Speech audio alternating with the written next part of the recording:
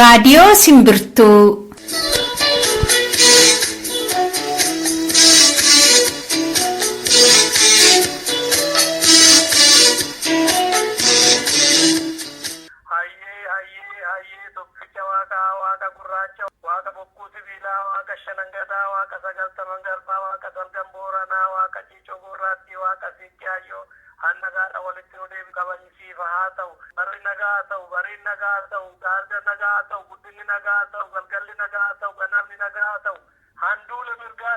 Adoolessa 13 bara 2017 gaafa guyyaa kamisaati har'a. Kamisni gaafa dhufe immoo qophii simbirtuutu isinii dhiyaata. Qophii simbirtuu dhaga'uudhaaf Oromiyaa keessaa fi biyya alaa teessanii nu caqastan nageenyi keenya kabajaa bakkuma jirtanitti isin haa ga'u jennaan. Nageenyi badhaadha akkam jirtu dhaggeeffattoota keenya. Har'a akkuma innaa kaanii dursinee oduu isinitti himna. Oduu taanee sirba jimmaa tokko isin dhageessifna. Sirba kanaan akka bohaartaniin immoo qophii imalaa itti aansina. Qophiin imalaa keenya kanarraa kan inni xiyyeeffatu gama dhiyaatiin sochii falmii gama qawweetiin adda bilisummaa Oromoo hanga mootummaa ce'umsaa fi isaa boodaatti kan godhame irratti keessattuu immoo baay'ina waraanotaa bakkoota isaan qabatanii turanitti hooggantoonni immoo achi dirreerra turan eenyu akka ta'anii fi haaloo fi amaloota hoogganoota achi jiranii kan nutti himu miseensa waraana bilisummaa Oromoo fi hoogganaa waboo gama dhiyaan turan keessaa nama tokko kan ta'etu nutti himu jechuudha. Keessummaan keenya irraa kun qophii imalaa irratti kan isaan nu dhiyaatan. Qophii kanaa booda immoo amma sirba adamaruun michuu baay'een qabaa lixa biiftuurraa kan jedhu isin dhageessifne qophii keenya xumurra jechuudha. Marree walumaa galatti qophii keenya har'aarraa waa hubattaniittis bohaartu kan jedhu abdii qabna. Kan dursu garuu oduudha. Marreen waliin tura.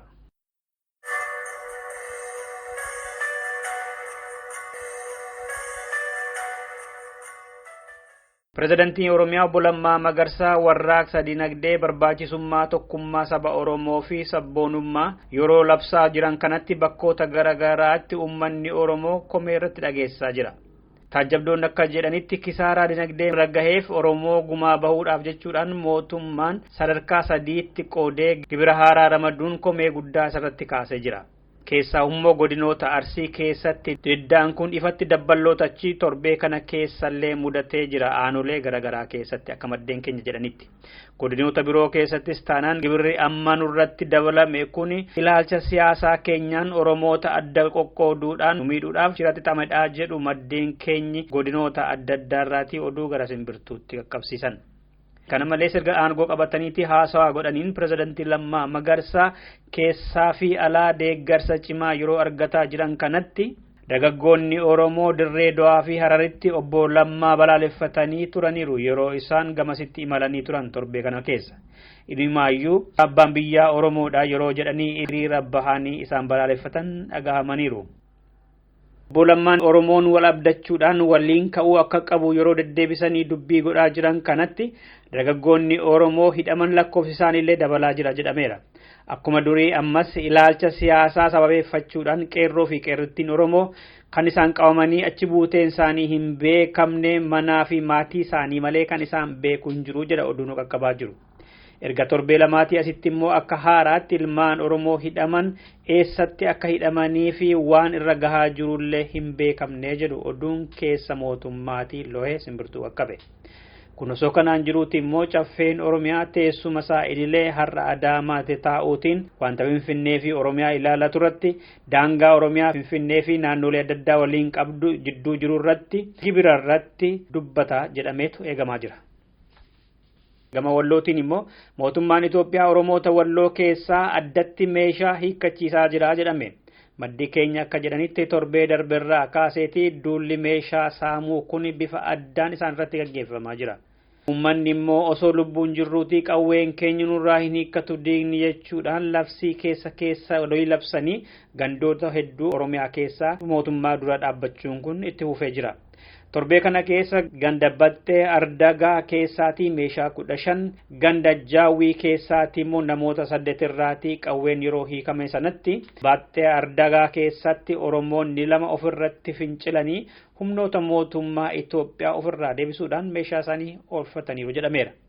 Gandoota kaan keessattis yeroo ammaa kana poolisii fi komaandii poolisii Itoophiyaa wajjin Oromoonni wal lolaa jiru jedhameera. Meeshaa hiikkadhaa fi hin hiikkannu jechuudhaan. Torbee darbe keessallee Oromoonni gara 32 ta'an qawwee hin hiikkannu jechuudhaan mootummaa irratti fincilanii bosona akka galanii ture isinitti himuun keenya kan yaadatamudha. Affaaronni achi jiraatan immoo meeshaa hiikkadhaa namni isaan jedhee gaafatullee hin jiru jedhamu. Inumaayyuu gaafa gabaa bahanii fi gaafa cidhaa meeshaa dhukaasuu fi meeshaa qabatanii deemuun isaan biratti akkuma durii itti fufee jira jedhameera. Oromoon yoggaa hiikkadhaa jedhamaa jiru kanatti. Sababni kennamaa jiru immoo Oromoo hiikkachiisuudhaaf isin adda bilisummaa Oromoo wajjin hidhata qabdu mootummaa hin feetanii Oromiyaa addatti hundeessuu barbaaddu kan jedhu akka sababaatti isaanitti dhiyaataa jira jedhe oduun nu qaqqabe. Dhaggeeffattoota keenya oduun keenya har'aa kanumadha. Sirba kanaan gara qophii maraatti dabarra.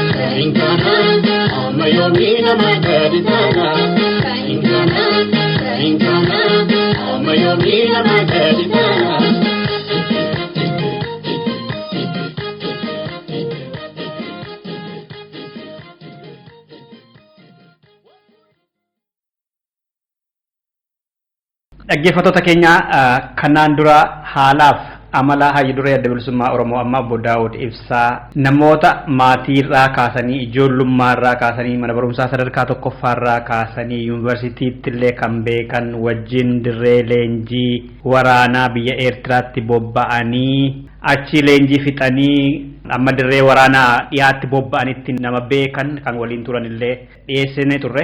Har'a immoo dirree dhiyaarraa kaasanii hanga mootummaa ce'umsaatti nama isaan beekan keessattuu immoo isaan manadhaa deebi'anii wayita isaan dirree seenan waliin dirree dhiyaarra nama qabsaa turantu dhiyeessina. Keessummaan keenya kun maqaan isaanii obbo Dibaabaa Tarfaasaa jedhama. Mee obbo Dibaabaa Tarfaasaa dhaggeeffattoota keenyaaf gabaabsaan ibsamee yoomitti dabalamtanii dirree kanatti kan jedhurra. Dirree dhiyaatti jalqabuma yeroo ani kanneen biyyaa bahee 81. Yoggaa biyyaa baatan jechuun dirreematti waraanatti galtamiti qabsoo bilisummaa Oromoo. 81 yeroo sanaa sochiin reefuu biyya keessatti sagaleen jalqabaa sun ol ba'a. Isaan yeroo isaan dhufanii biyya seenanii maqaan isaanii dhagahamuu sochiin isaanii dhagahamuu jalqabetti sagalee warra summii nyaate sana. Yeroo sanaa biyya keessa turre udhaan summii nyaatiin dura sochiin kun dhagahame gara sanatti itti deema nuti immoo bahuudhaaf sagantaa qabna turre. Uummata keessatti dhagahama amma gara dhiyaatiin. Namoota muraasa nama 2-3 irraati kan dhageenye nuti duraan waggaa tokkoof waan ta'aa ture mucaa tokko wajjin bahuudhaaf yaalii godhaa ture karaan arganne karaa daddayaalaa ture utuu hin argatin tureeni akka carraa nama qaxarannee maal godhannee nama 4 taanee nuyi socho'uudhaaf jedhu namichi nu fuudhee deemu kuni dhufee galgala jarra akkasii tokko jiru naannoo kana oduu akkasiitu jira isaanitti dabalamaa hin jedhu. Naannoo kamitti kun egaa dirree kam bosona? Nuyi naannoo Giraayii sana gaa nuti naannoo Gidaamii keessa jiraannaa naannoo Abuutii irraa kaaneetu deemaa jirra nuyi gara. Amma Sudaan deemuuf yaadni keessan? Sana booddee namoota kanatti dabalamuun ammatti mucaan tokko asitti dabalamnaa kan jedhu yaada kaase. Namoota kanatti dabalamuun hojii isaan deemaniif ammatti gufuutti ta'uun barbaachisaa miti. Yoo nu asiin itti dabalamne namooti naannoo kanarra guddaan waan nu beekaniifi jara kana taargeetii keessa galchuu ta'a deemnee biyya Sudaan seennee duubaan itti dhufuu keenya turra bu'aa qaba. Malee jala kana saaxiluu ta'a kan jedhuun yaadatti kenne. Kana qofatanii horii namichaaf kaffallee baane. Ergi baanee deemnee biyya Sudaan keessa gaa yeroo dheeraaf hin bakka Kurmuu jedhamtu jira magaalaa Sudaan tokko achi geenye nuyi dabaasiritti nu dabarsuudhaaf ture sakiriitiin tokko eegaa ture. Jarri jiraachuu isaanii nu mirkaneessaniiru waraanni biyya seenuu isaa nu mirkaneessaniiru sana booddee isaanitti dabalamnaan deemnu Sudaanii kan jedhu achitti waan taane eegaa turre. Nama eegaa turre namni dhufuu dide. Makiinaa kan mootummaati makiinaa nu yaabsisanii damaaziniin deemaa biiroo hojii qabu achitti itti dabalamtuu nuun jedhanii warri sakiriitiin Sudaan sun kan nuun jedhee jennee makiinaa yaabne. Numa makiinaan utuu hin ka'ini makiinaa irra jiru bu'aa nuun jedhe dhufee maal jennaani namichi isin barbaadan nu dhufeeraa jedhee sana booddee jennee buune. Eenyudha amma namtichi kun Oromoo keessaa? Namichi dhufeera jedhame. Abiib jedhama. Abeel jedhu. Inni Abaawoodha. Abaawoodha warra waan dugda duubee sana hojjeta waan. Bakka itti namooti walitti qabaman damaazin hojii gidduu sanaa qindeessa mi'a qindeessa waan adda addaa daddabarsaa jira. Isin amma warra sagalee dirree irratti bobba'eeru lakki amma isin dubbisnu karaa duubaa dhufna jettanii waraana leenjifamuuf gara Sudaan deemtan jechuudha warra biyya keessa jiru bira dabartanii hin dubbifne. Waan itti dabalamuudhaaf fuula duraa yoo itti dhannee jara kanatti taargeetii taana mootummaanis waan naannoo sanatti waan beekamnuufi nu hordofee jara kana miidhuu danda'a nu ittiin seennu asiinii duubaan itti naannofnee duubaan itti seenna kan jedhuudhaan yaada kaasee sana booddee yaada koofatanii deemnee jechuudha. Amma akkuma jennee dhufnee namichi nu argate waan barbaachisaa ta'e waan damaatiin irraa fidee dhufe mi'a baay'eedha kan inni baatu sana fuudhannee shirmaannee hundi keenya dirreetti ol deebinee jechuudha. Oromiyaatti.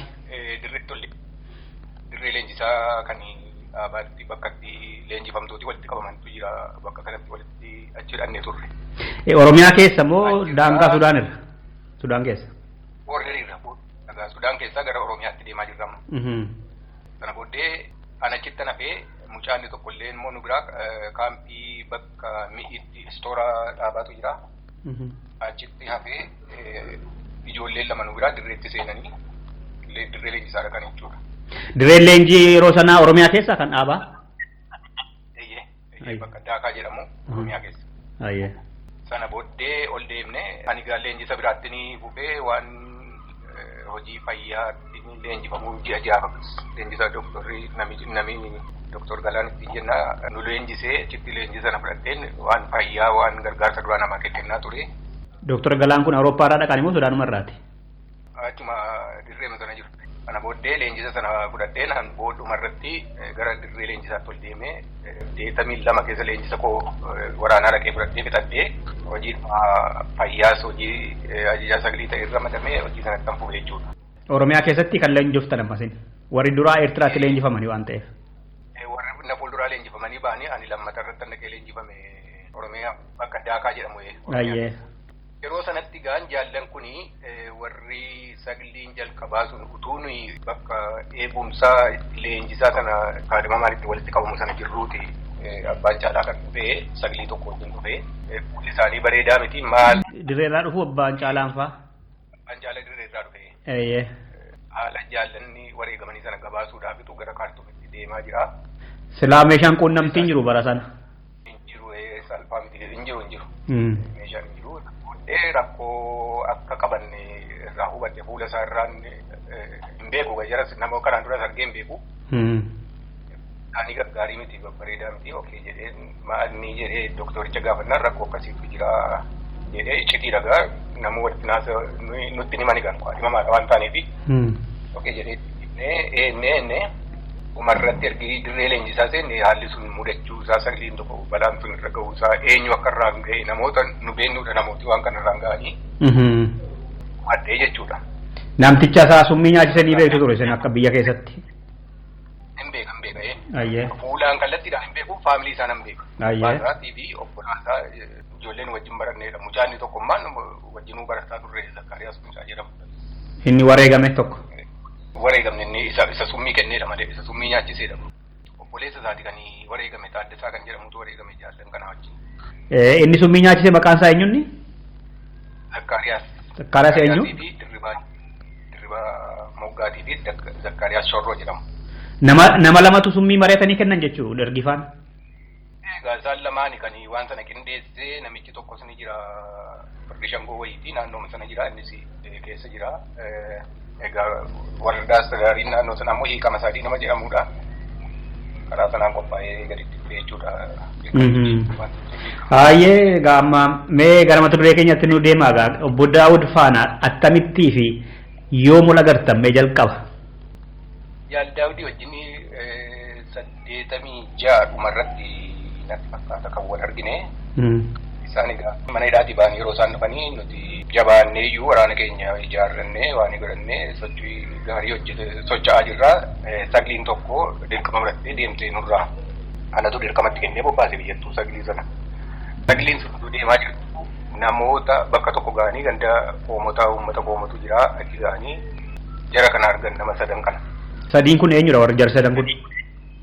Jaal Daawudii fi Jaal Nagaasaadhaa fi Jaal Amaan kan jedhamu Jaal Hundee amma Noorweeyin jiraata.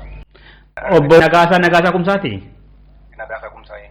Tokko obbo Daawudumsaa isaan sadantuu hidhaadhaa bahanii amma cabsanii ulfaan? Isaan sadantuu dhufee namoota akkasii arginee jedhanii nuu himan ijoollee mucaan kun telefoonaan naa hime reediyoodhaan. Bosonuma keessatti argani amma nama deeman? Ganda qoomotaa keessatti argan. Ganda qoomotaa qubatan isaanii nu dabarsaa jedhanii itti maa jedhanii dhaqanii itti ba'anii sana booddee namoota akkasii arginee jedhanii reediyoodhaan naa hime mucaanii. Namoota akkamiitii jennaanii maqaa isaanitti hime kaminni waan jaalli isaanii wajjin turetu jira jaalli gabbisaa maalli gabbisa wanti kuni jedheen isa gaafadha. Nama akkasiitu dhufe jedhani namni kun hidhaa jira warra summii nyaatise namitii jennaan naan jedhe. Kana booddee reediyoon harkaa fudhee mucichaa wajjin haasa'ee mucaanii iccitii keessa baruu barbaadaan isa dhaabiiti nuun akka nu ati hojii keessi fufi nuuni karaa nu itti dirree gadi buunu nu mijeessitti jedhee Jaal Daawud gurbichaan icciticha akka gurbichi keessa galee baruun barbaade inni qorachuu barbaade inni itti cufe. Maa isin jalaas immoo butamuu danda'a dargiinis isin hordofuu danda'a wanni keessan? Dargiinis ni jira sochiin dargiis heddumminaan jira SPL'nis nuu fi isaan gidduu humna guddaatu jira bakka amma isaan jiran mucaan nuu dhaamee fi humna SPL guddaatu jira. SPL immoo isaan karaa makiinaa baafatanii warra Sudaanii loluudhaa fi dargii wajjin hojjetaa jiru. Sanaafi jennee isaan achi asiin namatti ramadiitii bakka akkasiitti gadi ergi jennee gurbichatti yeroo reediyoodhaan himnee asii saglii lama ramannee qopheessinaan jennaan saglii lama qopheessee itti qophaasee sana booddee ijoolleen kun dhaqanii arganii saglii lamaan sanaa wajjin wal arganii saglii lamaan jechuudha.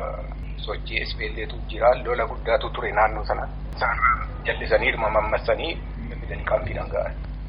Hin shakkinee mootummaatu nama nutti erge fakkeessa jettanii? Akkamitti shakkina nama yoo waan keenya miti. Jechuun halaalatti hoggaa maqaadhaan dhageessan amma ijaan amma agartanitti?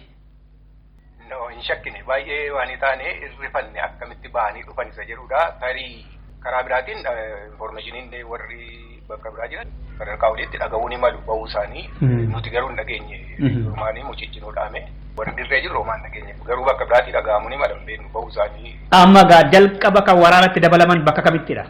Buttaa isin hooggantan iddoo kamittidha kan isaan dhufan maal waliin jettan gaafa sana? Waraanni sun bakki qubatnee jiru Faashimii jedhaman.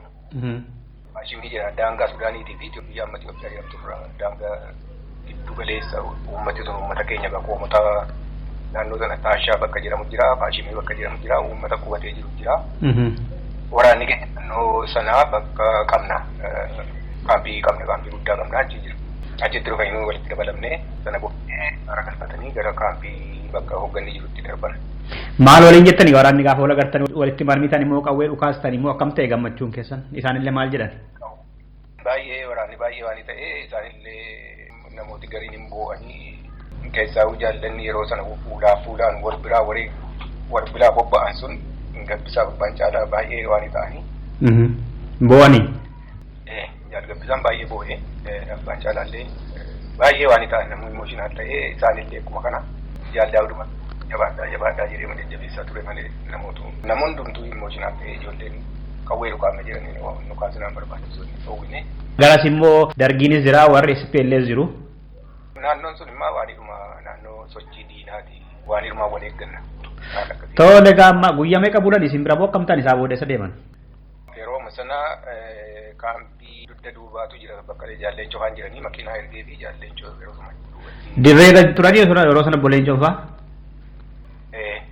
Dirree jalqabuma dirree ma turani kan dura maal sadiirraa jalqabanii fakkaata walumaan turre. Amma gara isaanii dhaqani? Isaanii aara galfatanii shaayii dhuganii buna dhuganii waan qaama dhiqatanii wayyaa jijjiirratanii makiinaan ergamee fi achi darbanii jechuudha. Kuni kaampii fuulduraati kan waraanaati waan ta'eef. Inni kun amma bakka boleencoo fa'aa turaniif akka isaan amma darban kunis Oromiyaa keessa? Ayyee. Deemsuma sa'aatii miilaan sa'aatii 3:45 makiinaadhaan kan fagoo miti walirraa. Ayyee. Isaa booda akkam ta'e? Sana booddee egaa kaampiidhuma sana turanii hundi isaanii wajjuma turanii Daawudii wal'aansaa fi deemeera natti fakkaata yeroo ani fuuldura waan tureef baay'ee waan ta'an turre. Jaalli nagaa isaanis achumatti hojii dirqamatti kenname, jaalli hundeetti illee achumatti dirqamatti kenname, jaalli Daawudis achuma deebi'ee achuma ture. Sana booddee Waajaaqaan dhufee. Waajaaqaan maal? Walgahii jila qabsaa'otaa kan kora sabaatii fi qindaa'u 89. Isa Sumaalee keessaati? No, isa fuulduraa 89. Isaaf maal ta'e egaa? 88 keessa Waajaaqaa kan jedhamu kan dirree dhiyaatti ta'ee filmaati geggeeffame. Ahaa, dirreen dhiyaa kophaatti kora gaggeeffatee ture kora jila qabsaa'otaa? Hoogganaa dirree dhiyaa filachuuf jechuudha. Koree dhiyaa jedhamee kan beekamu asitti filmaati sun ta'ee filmaata sanarraa namni bakka bu'e immoo dirree bahaatti korri sabaa geggeeffame jechuudha. Koraaf deemu jechuudha asirraa bakka bu'anii. Utuu sanaaf deemaniiti miti jaallan kan karaatti balaan diinni adda hidhee balaarraan geesse. Isa kamidha kan balaan irra ga'e jettan kun kan bahaa moo kan dhiyaati? Hoogganni dirree dhiyaarraa Waajaaqaa booddee deemanii turanii jaallanii asirraa miseensonni koree gidduu namoota 3 lola sana irratti kan wareegame. Mee isa ibsaa mee eenyudha jarri isaanii gara baha Oromiyaatti koraaf deemaa turanii? Walgahii jila qabsaa'otaa kan dirree dhiyaa booda filmaata ta'ee sana booddee jaalladhiidha kan walgahii sana dhufee waan godhee. Obbo Nadhiin baharraa dhufan jechuudha. Baharraa dhufeetu walgahii jila qabsaa'otaa kana geggeesse asitti kan waan godhee isaa filmaati kan yeroo jaalleen cufaan itti aanaa duree ta'ee filame kan geggeesse isa. Bara kami kuni? 88. 88 namee filame gama jala qabsaa'otaa kana akka dhiyaa bakka bu'uudhaaf. Koree nama 20 wayii of keessaa qaban nama baay'ina isaa yaadadhu. Ayyee.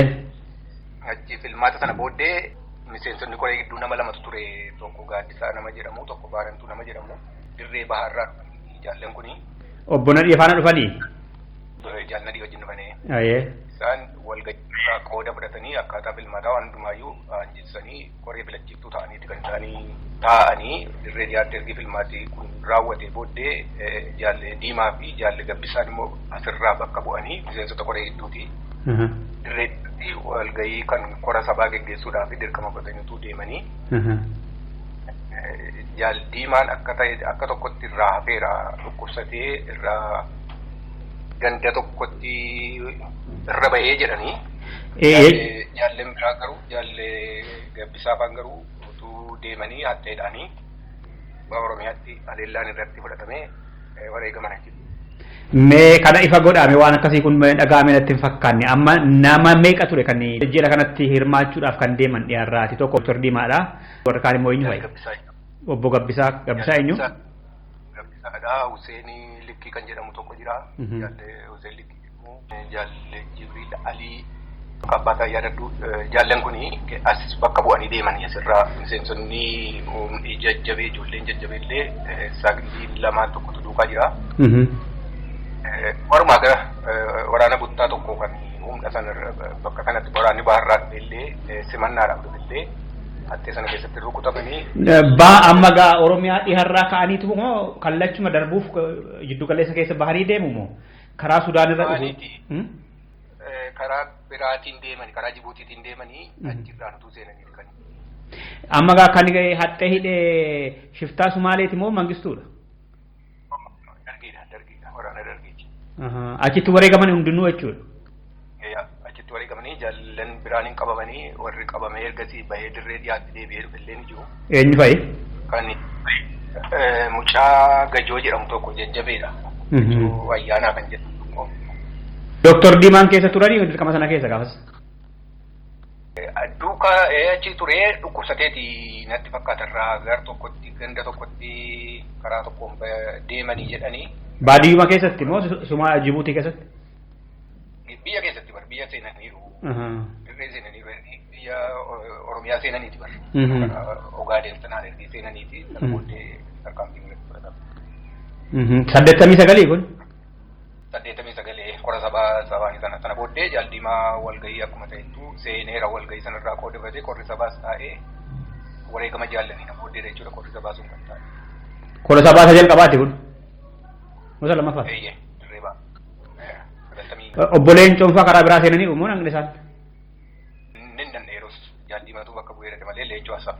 Isaan dirree irratti hafan dirree dhiyaatti. Jaalli Diimas miseensonni gidduu kan deemee jaruma kana lamaanii. Jaalli Gabbisaa fi Jaalli Diimaa. Ayyee amma waa'een isaan warra hoogganoota kanaa wareegaman kana badaan ka'u warruma hoogganoota gara Sumaaleetti bobba'aa jiru reefaa dabalatee warra wareegaman qofa malee inni kun badaan dhaga'ama haaraadha kun.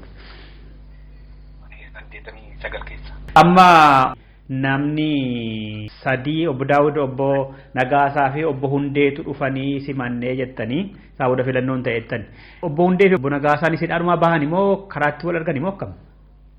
Hidhaadhaa wajjin ba'anii mana hidhaatti wajjin turanii hidhaadhuma turan. Ayyee. Wajjin ba'anii maal dhufan. Isaa booda gaamma koreetti filatamanii koree hojii raawwachiisuutti. Jaal Daawudii filmaata walgahii jila qabsaa'ota kana irratti filmaata darbee waajjira siyaasaa ta'ee filame koree hojii raawwachiiftuu ta'ee filame. Jaal Nagaasaan koree gidduu ta'ee filame. Jaalli Hundeen ramaddiidhuma dhaabaatiin damee dinagdeetti ramadamee hojii sana gaggeessaa ture. Amma eessatti waliin hojii jalqabdanii kan jedhu itti fufuuf deemna. Amma gaarra teessanii ilaaltanii obbo Daawud faana bara kamii kaaftaniitu dirqama waliin fudhachuu jalqabdan hanga bara kamiitti dirree irratti? Jaal Daawud ergi walgahii jila qabsaa'ota kana booddee inni itti gaafatamaa waraanaa ta'eeti kan ramadame. Ani duraaniyyuu waraana biran ture gaafa sana jalqabee dirree leenjisaatti itti gaafatamaa ta'ee ramadame. Leenjisa marsaa lammataa leenjisee baaseetanii sanagaan dirqama Jaal Daawud irraan fudhataa jiru. Isaan ajajaa waraanaa dhiyaate yaa. Sana booddee dirree leenjisaa yeroo marsaa 14 leenjisee baasee ani dirree naannoo mana beegiitii fi gidaamirra socho'aa kan turre gara mandiitti darbiyan humna jajjabee hojjete. Humna buttaa tokkotu ture achi waraana jaalqaasa'uun abdeetiin hoogganamu buttaa tokko ture ani waraana sana akka jajjabee muraasa tokkoo fi waraana sana akkan hoogganuu fi jaalleechoo xalayaa barreessee natti kennee ajaja jaalleechoo dirqamanatti kennee gara sanatti darbee jechuudha. Booddee dirree mandii najjoo gara gimbii kana keessa socho'aa turre jechuudha. Amma horrootti ol seenaa turre jechuudha karaa limmuu sanaati. Horroon yeroo tokko baanee sana hojjetaa turre jechuudha. Obbo Daawud Faana waliin jirtu amma bara kanatti? Amma kanatti egaa reediyoodhaan wal quunnamna malee inni dirree dhiyaa naannoo dhuma duraanii sana turanii naannoo gidaamirra turanii reediyoodhaan wal argina malee hunda isaaniitiin ajaja reediyootiin wal ajajna malee wal fuulaan wal hin arginu. Mee waa'ee waraana kanaa sumaan kaafnee dabarame waraana baay'ee qaba ture inni gama dhiyaatiin jiru waraanni bilisummaa Oromoo waraana danuu qabaayyuu baay'inaan. Qaba waraana qaba eega guddataan booddana guddataa dhufee 90 jalqabee waraanni guddatee dirree dhiyaatti nutis karaa sanaan gubbaa keenyatti funnee waan achirraa kaadhimamaan humnaa yeroo argannu dirreedhuma dhiyaatti dabarsinaa naannoo zoonii beegii sanatti dabarsinaa achitti leenjisi kan kennamu leenjisa sana fudhatee waraanni yeroo yerootti dhufee nutti dabalamaa buttaadhaani sadarkaa Cibiraatti wal guddatee waraanni zoonii mandiitii fi najjoo gimbii keessa socho'u Cibiraatti guddatee gara Cibiraa lama kan ta'u immoo naannoo beegii gidaamirra naannoo sanarra socho'aa ture jechuudha. Amma bakka leenjiyyuu isa Sudaan daangaarraa qofa miti ka biraayyuu babbanattan jechuudha booda. Egaa biyya keessa waraanni Sudaan keessa jiru hin jiru waraanni Sudaan keessa jiru warruma kaampii eegan SPLN dugda duubaan nu lolti waan ta'eef waraanni irra guddeessi gara biyya keessaatti kan socho'u achitti humna ittisa kaampiitu jira kaampii adda addaatu jira kaampii adda addaatiif waraanatu ramadamaa yoo xiqqaate waraana guddaa tokko waraana muraasa tokkotu ramadamaa kan kaampii sana eeguu dirqeettuu dugda duubee keetiif deemuu hin dandeessu diinatu jira waan ta'eef warra SPLN sana ofirraa ittisuudhaaf waraanni nama jira kaampii qubatee meeshaa hidhatee guutuudhaan hidhatee jira humna jajjabeetii fi humna waraanaa urgaa'aadha kan biyya keessa socho'ee waan godhaa ture jechuudha. Waliin dirree seentanii loltaniitu Obbo Daawud Faana? Iyo ajajuma fudhannee diinna malee kallattiidhaan waliin hin deemu. Obbo Daawudin waggaa ibsitanii otoo yaada gabaabaan ibsitanii maatanii ibsitu? Daawudii nama caljedheessaadha.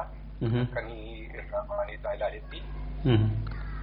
Nama waan jedherraa booddeetti hin deebine nama waa tokko kana jennaan namuma istireetii waan sana bakkaan ga'uudhaaf nama waan tattaafatudha.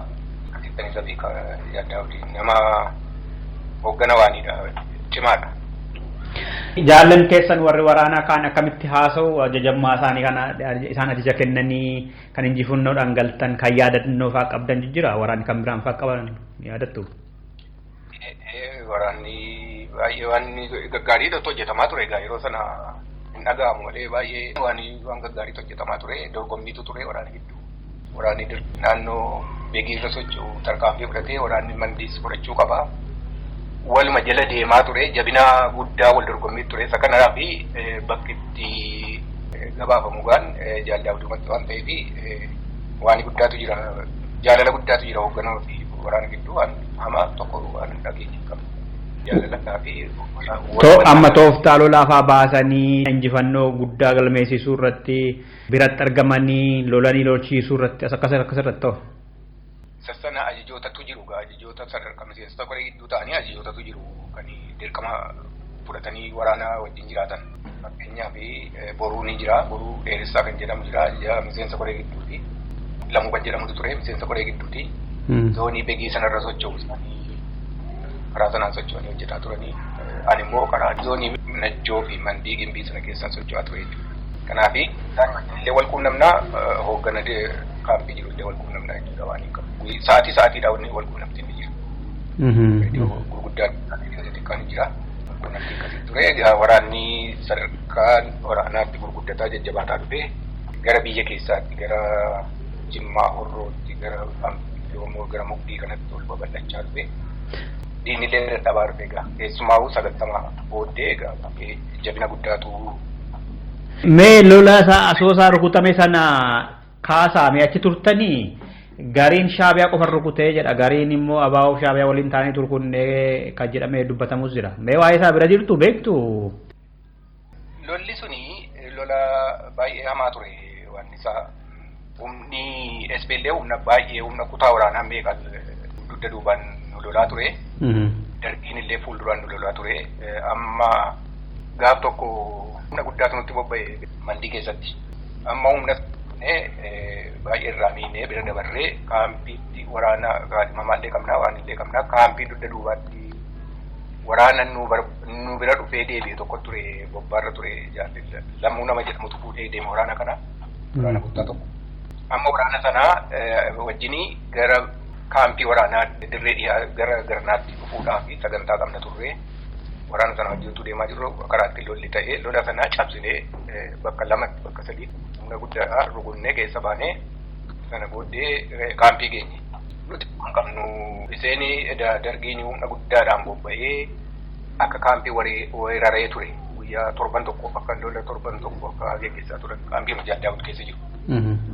Yeroo dhannu karaa irratti waan argine humna lolli akka ta'e homaa quban qabnu turre nu akka ta'e natti lolli. Tarii amma achi gahuu isaanii hidhaadhaa miliqanii achi gahuu isaanii waan bareef gumaa bahuu dhufee laata dargiin? Isa sana inni sun immoo tureera. Tureera. Akkuma isaan qaaliin baree akka isaan dhufanii waraanatti dabalan immoo duraan baree humna guddaa nutti bobbaasee 87 humna guddaa humna kutaa waraanaatiin nutti bobbaasee lola dhufee rukunnee ofirraa deebifne sana. Homaa waanii leellee kaampii helikopteraan humna inni heedkwaarterii isaatti ajajaa waraanaa isaanii jirutti waanii godhu. Isa sanatti humna xixiqqaa bobbaafnee achi kaampii sana heedkwaarterii isaanii rukunnee sana booddee deebi'anii baqatan. Inni kun marsaa biraa jechuudha. Isa sana inni duraan waajaa qaanii hafuudhaaf jedhame walgahii sana akka inni bakka hin geenyee fi infoormeeshinii argatee humna keenya dadhabsiisuudhaaf dhufee rukutamee deebi'eessu sun duraani. Jaal Daawud faan nu bira jiraachuu isaanii quba qaba sana. Dargiin beeka jechuudha. Akka ta'anii waraanatti dabalamanii akka ta'anii hoogganatti dabalaman quba qaba jechuudha. Akka san rukunnee ofirraa deebifneen humni buttaa tokko bakka Agubeelaa jedhamutti bobba'ee asoosaa keessaa achi haleellaa fudhatee ani immoo cibraa tokkoonii gara muggiin dhaqee muggii irratti haleellaa fudhadhee sana booddee inni dhabamsiisee deebi'ee jedhee uummatatti himaa ture nuti dhannee tarkaanfii sana mudachuu uummataaf immoo hamilee guddaa kenne. Kennee sana booddee deebinee nuyi walgahii keenya geggeeffannee jechuudha waajaa qabu. Sana waajaa qaadhaan sanaaf qixanne sana. Inni kuni 90 seenuudhaaf jedhama. 89.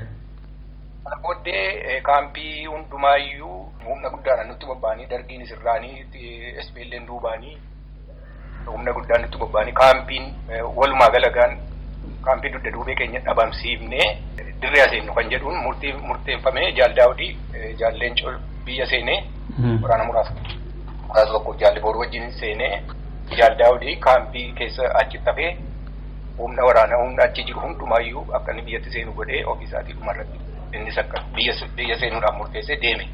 Amma hoogganni hunduu seenan jechuudha. Diigameera jechuudha kaampii hundumaa diiganii deeman. Kana booddee reediyoodhaanii Jaal Leencoo biyya seeneeraatii hordofiin naan jedhee Jaal Daawud natti himee. Kana booddee karaa mandiitiin iddoo sanaan hordoffii jalqabnee kanaan jirru akka ta'etti waliin haasa'anii duratti fakkaata gaan amma biyya seenirra waraanni keenya guutuun biyya seenirraa homaa waan hin qabnu haleellama fudhachuudha dargii irratti malee waan biraa hin qabnu waan dugda duubaa eenyu hin qabnu hundumtuu seeneera. Nuyi sanatti hamilee sanaan deemaa jiru abbaan caalaa humna waan naannoo sana jiru hundumaayyuu fudhatee karaa mandiitiin nutti dabalamuudhaaf ututuu jiru reediyoodhaan waamanii deebii ittiin jedhanii. Eenyu deebi'edha? Doktor Taaddasee natti fakkaata deebii gara kaampiitti deebii ittiin jennaan bakka tokkotti deebi'e kaampii tokko. Eessa jiru amma Doktor Taaddasaan yeroo sana isaan dirree marra jiru? Doktor Taaddasaan isa dirree marra jiru yeroo sana? Ala jira kaartumiin jira. Ayyee. Waan ala tokko aanjessire jechuudha. Warra Eertiraa wajjin aanjessan malee warri Eertiraa dhufanii nuuf waan hin taane. Itti fufaame amma abbaa caalaatiin duubatti deebii jedhan. Eertiraa irraa waan sun qindaa'ee waliigalteen sun warra Eertiraa wajjin godhamee humni Eertiraa dhufanii birmachuudha jechuudha waan san dandamachiisuudha.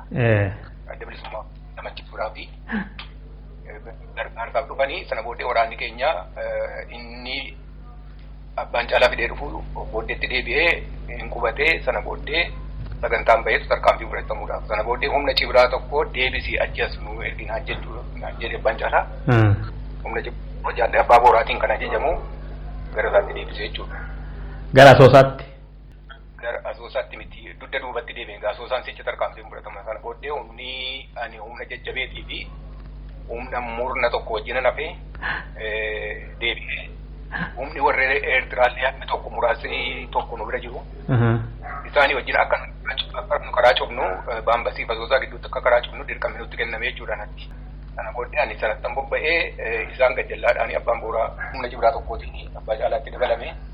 Tarkaanfii adeemsaa fudhatanii guyyaa 3 gidduutti Asoosaan qabame jechuudha. Hundumaa isaa to'atanii Asoosaa? Amma baambasiitti to'annee sana booddee. Dargii qofa rukuttan immoo kan SPLS achi turan rukutamanii?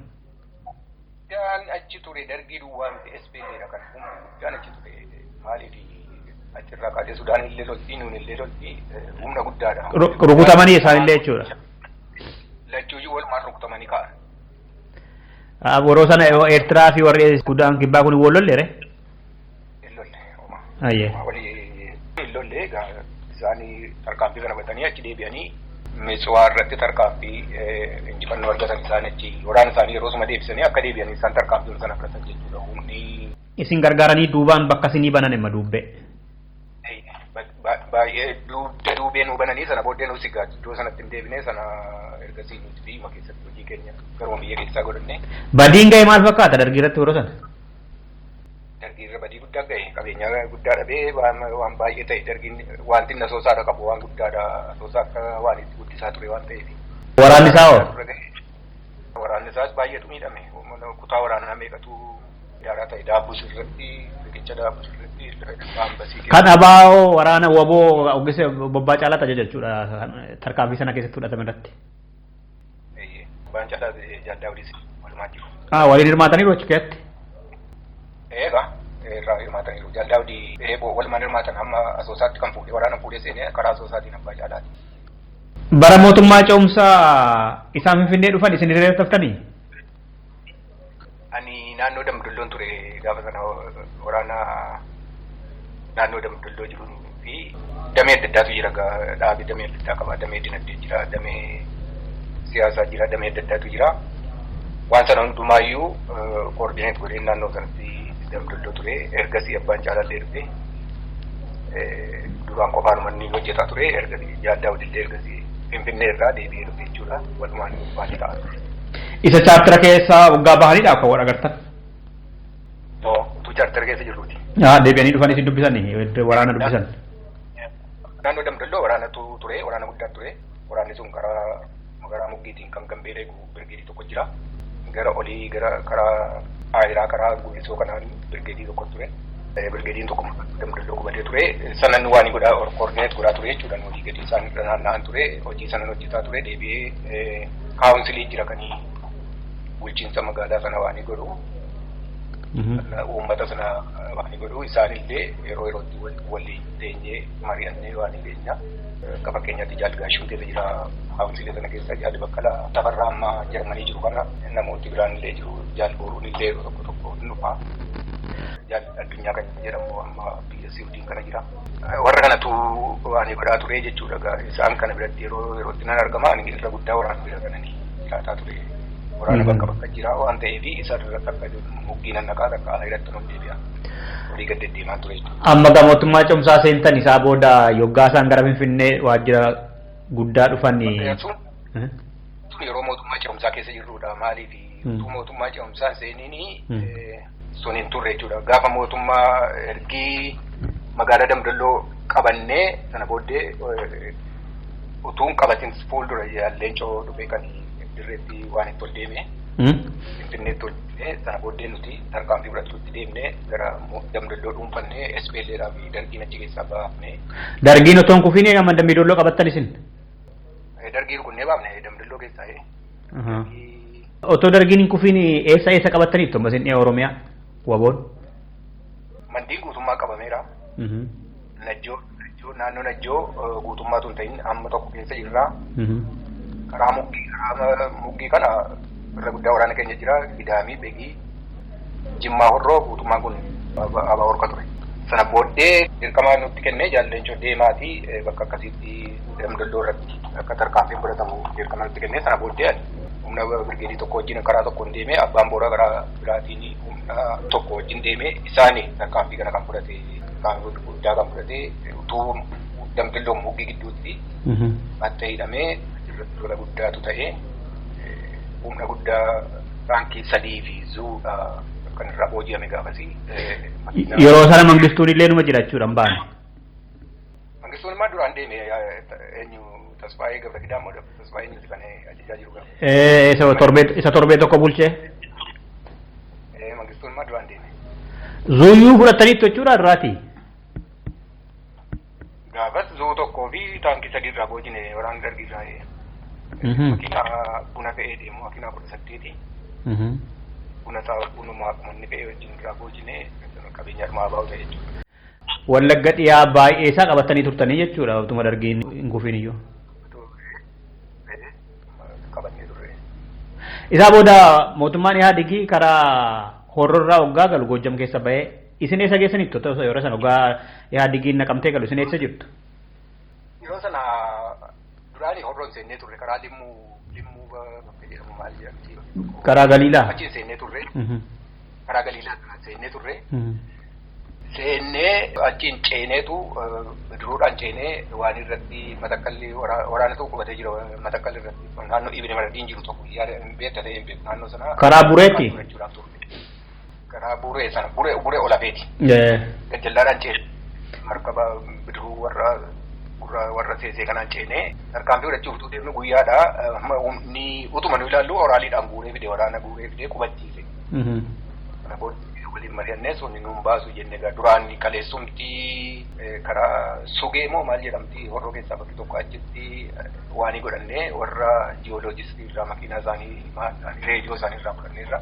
Isa sanaaf gara sanatti deemuu keenya informationii dhagayeetu gara sanatti humna geessee nu dura dhaabbatee sana booddee guyyaadhaan lola hin barbaachifne seennee waan hin ta'uu hin barbaachisu jennee booddeetti deebinee nuyi hojii keenya hojii biraatti fufnee jechuudha gara waan biraa kana jilaan inni achumatti hafe jechuudha naannoo Matakkal sanatti. Yeroo Bureeni Dargiin Tigileen karaa Buree sana seente nuyi gara sana seenuudhaaf gara sanatti humna muraasa tokko dabarsaa turre gara horroo sanatti akka inni seenu. Ariifataa turre karaa sana cufuudhaa fi karaa biraatiin immoo Najjoon akka karaa Najjoo sanaan akka inni qabamu. Nu dursitee seentee. Silaa walloluun keessan walitti bu'uun keessaniin oolu natti fakkaata Buree irratti yookaan Naqamtee irratti. Walitti dhufnaan immoo walitti bu'uun nama sana booddee humna keenya bakka tokkotti kuufannee Najjootti fuuldura dhaabbannee jechuudha isaanis bakka sana dhaabbatanii. Gadi bu'uu hin dandeenye isaan. Gadi bu'uu hin dandeenye. Ayyee amma gaa hoogganoonni Finfinnee dhufan. Sana booddee waliin haasa'an ta'ee gaawwanni chaartaraa abaa'uun chaartara seenu godhamee Jaallenchoo naannoo Baambasiitti nu waamee waan kana nutti himee inni galgaluma sana deeme jechuudha Finfinneetti. Akkasiin jettanii obbo Leencoon dirree irra turani gammadumaa kanatti. Yeroo akkam immoo mari'atanii mootummaa kan ce'umsaa kana hundeessuudhaaf Ingilizii fa'aa kana yoom deemanii moo ni deemu. Waamamaniitu Awurooppaa dhufee Awurooppaa irraa dhiibbaan kun irratti godhamee itti fe'amee sana booddee dhufee hoogganoota walitti qabee haasofsiise. Galuu qabna chaartiradhani. Dirqamnee irraa waan kanatti chaartiratti galuun dirqisiisaniiru maal wayyaa kan jedhu mari'atee sana booddee hin seennaa kan jedhu murtaa'ee sana booddee deemee jechuudha Jaallenchoo ani gaan deemu kootee jedhee biyyatti. Koree hojii raawwachiistuu warri dirree dhiyaa jiran hunduu wal ga'anii toleedhani. Achuma jirra yoo alattaafne kana taanaa yoo seenne immoo kana ta'a filmaata kan jedhu filmaata amma filachuudhaaf wanti godhamu hin jiru kanaafu seenuun dirqama jechuudha addunyaan dhiibbaa godhe sana irratti seenuun dirqama ta'e jechuudha. Warra walii galaniiru warri dhiyaa jiran. Walii galaniiru achuma turre hundi keenya achuma turre irratti walii gallee sana booddee Jaallenchoo dirqama sana deemuu kootee abbaa biyyaatii wajjin biyya seenee jechuudha jaaddaa gaafa guyyaa lammataa deemee jechuudha booddeedhaan. Biyya Finfinneetti moo? Isaa booda ajajaa waraanaa eenyutu ta'e ka walii galaatti erga isaan ol bahanii? jaal milkeessaatu ture naannoo sana. Jaal milkeessaan bulchiinsa waraanaa ture. Milkeessaa Gadaamu. Naannoo milkeessaa Gadaa naannoo bulchiinsa ture naannoo Mandiitti. Mee kaasaa mee waa'ee isaa milkeessaan nama akkamii ture mee dirree irratti? Jaal milkeessaan nama jabaadha baay'ee nama jannaa nama jabaadha. Bara baay'ee wajjin turtanii dirree? Waliin turreedha. 83 jalqabnee walumaan turre. Waliin lola teennee. Gootadhasii jedhanii lola irratti. Nama murannoo jabaa qabudha. Nama booddeetti hin deebineedha. Illee baay'ee nama cimaadha. Nama jaallatamaadha waraana baay'ee jaallatamaadha. Booda dhufaa Finfinnee dhaqnaan inni ajajaa waraanaa dhiyaa ta'e? Ajajaa waraanaa hin taane inni bulchiinsa ta'ee ramadame inni bulchiinsa waliigalaa kan dirree dhiyaatti bulchiinsa hojii yookaan to'atu isa ture abbaan caalaa warra Siriimaan komiteetti ramadame ajajaa waraanaa Jaal Daawuduma jedhatti kan inni qindaa'u Jaal Daawud Finfinnee mataa reediyoodha waan ta'eef reediyoodhumaan ajaja dabarsaa waraanni sigaa maqaan biqaan inni begii jiru begii jira inni mandii jiru mandii jira inni damgalloo jirus damgalloo akka kanattiin waan ta'a ture. Moo shaatira keessaa baanitti isaan tajajaa turanii? Amma sanatti isuma tajajaa ture. Mee shaatira keessaa ugaa baanii akka akkam ta'anii mee maal yaadattu? Chaartera keessaa egaani duraanuu chaartera seename egaa wanti godhamu jiru waraannitu kaampiitti akka galu ajaji darbee sana irratti waan tokko rakkoon tokko nu mudateera. Waraana jajjabaa ta'ee. Isinii waraana gabuusa dirreetti galuu sana amantanii fudhattanii waan mooratti galuu sana warri waraanaa fi ajajoonni? Ajaja. Malee ittiin amanne keessi keessan? Keessi keenyatti namanni akka lollee ta'u lolaa jirra barii. Lolarra jirra gaafuma ajajamne kana lolarra jirra nu. Tigiree wajjin lolaa jirra. Fakkeenya sii kennaa amma ani damdulloon ture gaafa sana mucaa tokkotu ture mucaa Balaachoo jedhamu. Mucaa baay'ee nama cimaa mucaa ijoolleedha. Dabballeedha naannoo Gullisootti isaa mana ba'ee sagalee tokkoon deemaa. Sigaaraa bitachuuf shooppii seenu karaa marratti rasaasa rukutte tunni deemaa jiru. Achi jirtu amma muraasa tokko akkas jirti rasaasa rukutanii ajjeesan mucaa karaa irratti. Waraanni keenya cibraa tokkotu jira naannoo Canqaa bakka jedhamu. Amma reediyoo dhiibame dhaamanii sana booddee dhaamanii socho'aa inni makiinaatu jira makiinaa guddaatu jira. Makiinaa gurguddaa sanatti waraanni cibraan tokko fe'amee yeroo sana. Amma aayira ga'uutti hin dhaabbanne waraanni sun baay'ee fiigee. Aariidhaan achi gadi. Sana booddee makiinaa dhaabanii miillaanii gullisoo dhaqanii gullisoo keessa aari'anii baasanii. Wayyaaneedhaan? Wayyaaneedha waraana wayyaaneeti. Sana booddee boruunii naannoo karaa Najjoo sana jira achi lola jalqabee lolli Najjoo keessa galgala sana rukutanii baasanii. Gaafa guyyaa lammataa maka Najjootti walitti dhufne waraanni karaa Najjootii fi waraanni Damdalloo irraa dhufu. Ariitanii asii ol ari'aa deemtu gara Gimbiitti? Maka Najjoorraa kaafnee sana booddee humni jajjabeedha naannoo Gimbii sana jira gudda duubaan jiran waraanatti hin dabalamne inni kaambittu jajjabeen kun Kamaal Qalbeessaatiin ajajamaa. Naannoo sana ture naannoo Biqilaal jedhamu tokko. Sana isaan akka isaan cufanii ajaji darbeedhaa fi sana booddee karaa Gimbiidhaa fi karaa Laqamteetti ol baasu naannoo Gabaa Sanbataa jedhamutti karaan akka cufamu godhameera. Sana booddee aleellaa fudhannee baafna Gimbii keessaa kan jedhuun itti socho'aa turre. Sanarraa mallasii waraanni koo miidhameera jedhee iyyee jaalleen cootti natti fakkaata.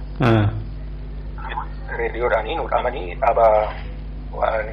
lola dhaabaa kan jedhamu ajajii nu darbee deebi'aa kaampiitti kan jedhamu ajajii nu dhufee ani dhiiga amma kana dhangalee an kaampiitti deebi'u waan ta'eef bakka inni turu waraana dhaabuu hin danda'a garuu kaampiitti deebi'u kan jedhuun deebii kenneefi boruun inni aariin natti fakkaata inni kaampiitti deebi'ee hin tolle daldhaneera inni kaampiitti deebi'ee waliin illee naasofne argachuu. Isin amma ariitanii achi baasuu barbaadaniittu garuu hoogganni gubbaarraa ammoo dhiisaa deebi'aa duubatti dadda. Iyyateera gaa mallasii yeroo sana iyyannaa dhiyeeffatee iyyannaa mallasiini waraanni akka lola dhaabu ta'ee sana booddee kaampiitti deebi'an jennee naannoom sana waraana qabnu waradoota adda addaatu jiru Guyii Ganjii Maaloo kan jedhamutu jiru naannoo Gimbii sana naannoo sanarra facaafnee akkuma qabannee teenya jechuudha. Tuunji jechi qabannee chaartirii waraanni kaampii aseenuu kan jedhamu ajajii nuti dhufe. Waan goonu qabnu kan dirqama waan ta'eef ajajii qaama walii gaadhe waraana sana ergine jechuudha kaampii waraana ayyaa yaadne abbaa booraatiin ajajamu waraanaa gara makiinaa 22 erganii sanaan aggaaroo. Mee waraanni keessan meeqa ta'a kan dhiyaatan kan bitti gale? Birgeedii tokko humni daddabalatallee ni jira. Birgeedii tokko nama meeqa qaba waraana? Nama gara nama 1000 qaba.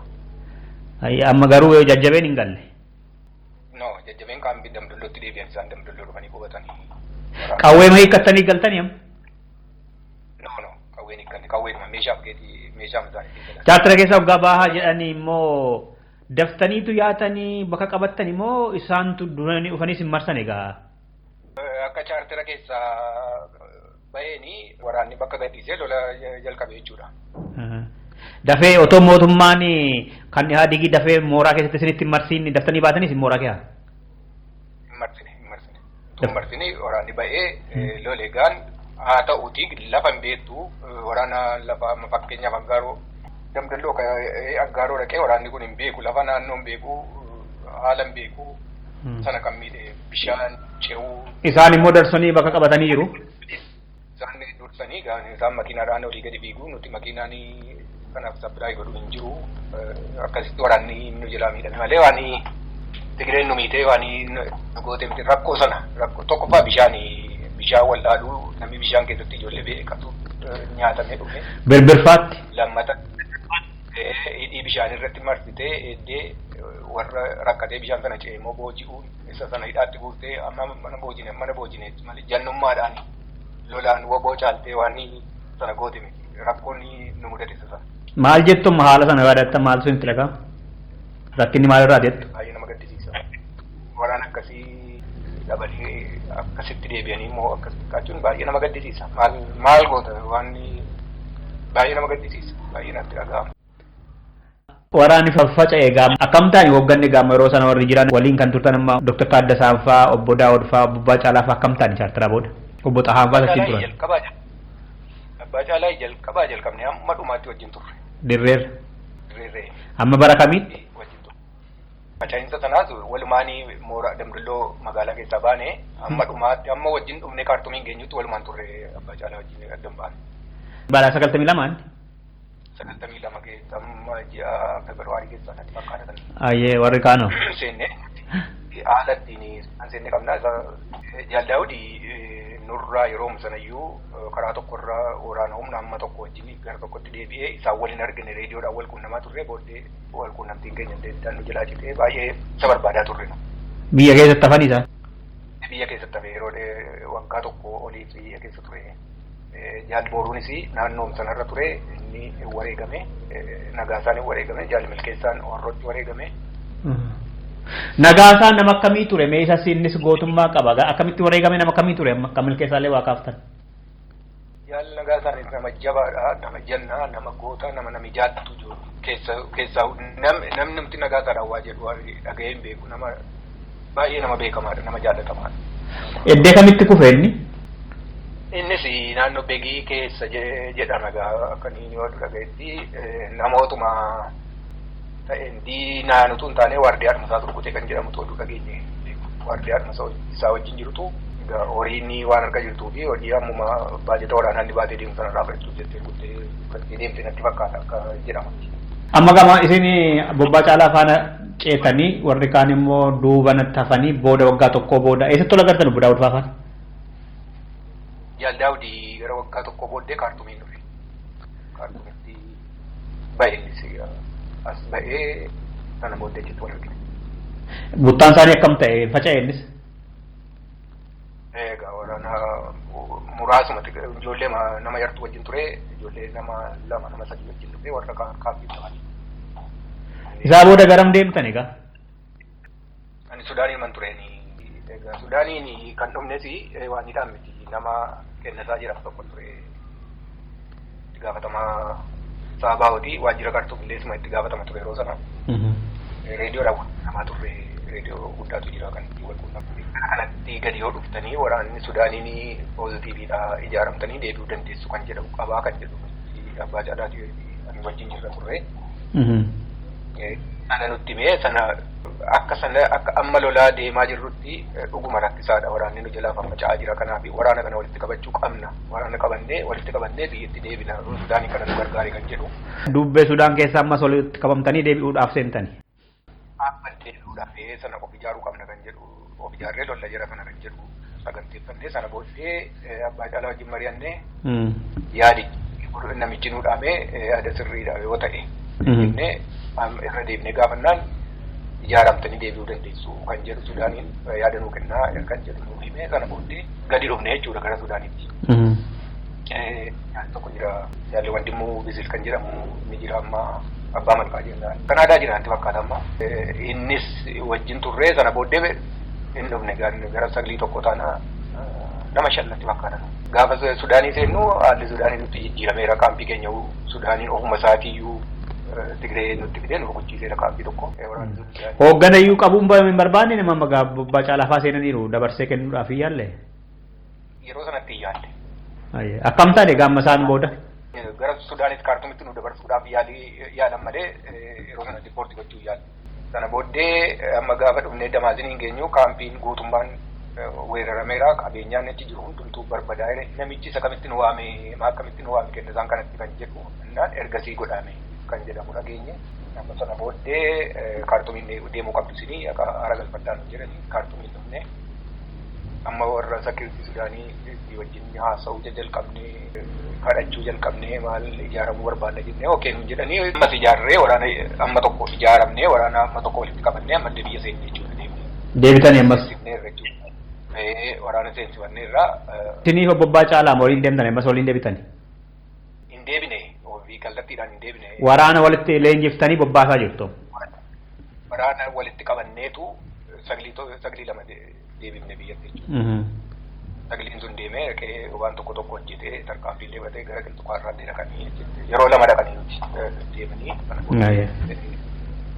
Haalli Sudaanii ammallee jijjiiramaa dhufee booddee waraanuma guutummaa warrumaatti biyya seenee deebi'ee waan ta'e sanallee akka hiikkachiisu ta'e jechuudha. Booddee Abbaa Caalaa fi Jaal Daawudiin biyya kanarraa deemaa jiranii ari'anii mootummaa iyyannaan Sudaanii itti hammaatee nu ariitee jechuudha.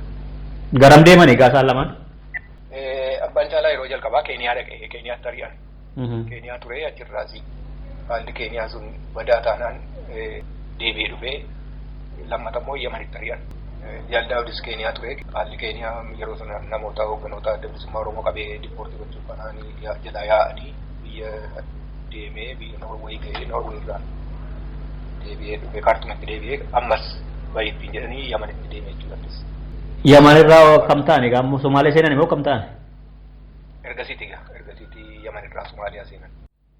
Tole yaada waliigalaa kan naafeeru jira nan dubbachuun barbaada kan jettan akka gama dhiyaatti waraana hoogganaa turtaniif jaallan keessan qabsoo waliigalaa dhaggeeffattootni keenya qabataniif kan naafeeru jira wattan carraa tokko sinii kenna. Hooggana saasaa ta'uu haala qabsichaa. Egaa wanni seenaa baay'ee qaba seenaan waraana gara dhihaa kuni jalqabuma waan irraa qayyam 84 Jaal Milkeessaa kan nu fuudhee deemee Jaal Milkeessaatiif Abbaa Caalaati warra amma Jaal Daawud summii yaachisisan yeroo sana jiraachuu isaanis akka gochaa isaanii sanatti uummanni uummata keessallee kana godhanii uummata keessa ta'anillee borillee nu biraa hafuu hin danda'u. Rakkoon kun boris nu mudata kan jedhuuni jarri sun tarkaanfii irratti fudhatamuu qaba kan jedhamu murtaa'ee deemnee dirribaa sana irratti tarkaanfii fudhannee. Amma caalti biyya qabatanii tarkaanfii fudhattanii dirribaa irratti. Kun 84. Keessa uummata gammachiifne jechuudha. Otoo dargiin hin kufiin gumaa baaftan jechuudha micha sana tokko. Inni tokko. Namichi shangoon sun hin du'ee dirribaan gaafa sana mucaan dirribaan sun nurkaa bahee qabeenyaan isaa guutummaan gandi isaan ni barbadaa'ee abbaan isaanii jira moggaa kan jedhamu maaliifi gaafa sana yeroo dirribaan qoricha kana kennuudhaaf qophaa'aa ture akkamitti qoricha kana laattaa dhiira akka keetiitiif qoricha laattaa baatee loltuu kan jedhu lolee ture kan jedhamutu jira abbaan isaa sun. Qoricha jalqaba isaan qopheessanii harreetu nyaate summii sana harreen sun hin du'e akkamitti waan akkasii hojjetta kan jedhu dirribaa kana lollee dirribichi jalaa didee yeroo lammataatiin qopheessee jara kana argatee jechuudha balaa kanaan ga'ee.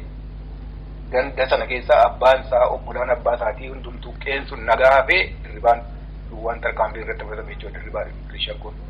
Suni uummata biratti waan guddaa uummata illee ni amansiise jechuudha. Kana booddee 81 keessa dirribicha qabannee Zakkaariyaasin illee qabannee.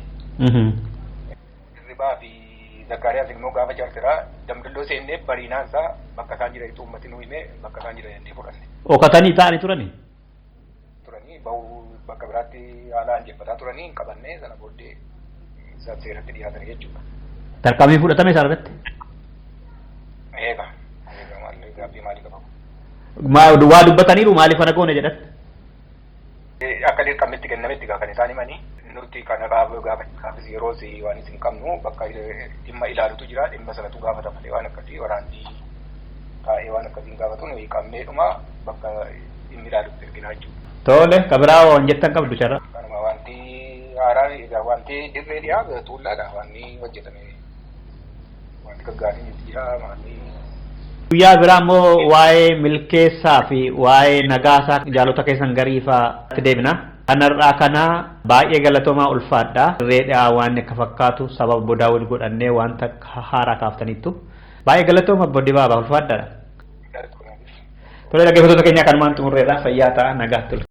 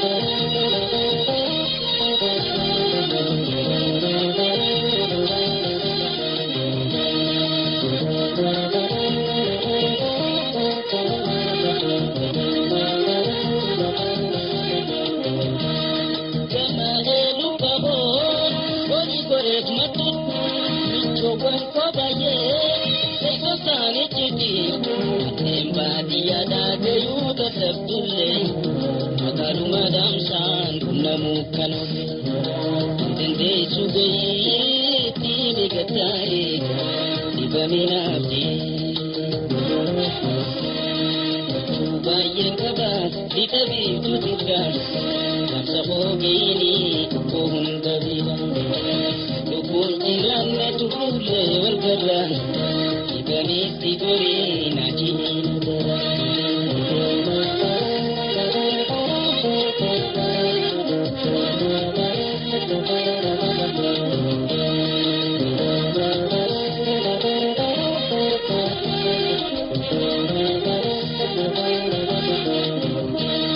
sirotan koladi sabidi tabirtu lafabayati dari hundumatu maelu babor walaga masosa hundumana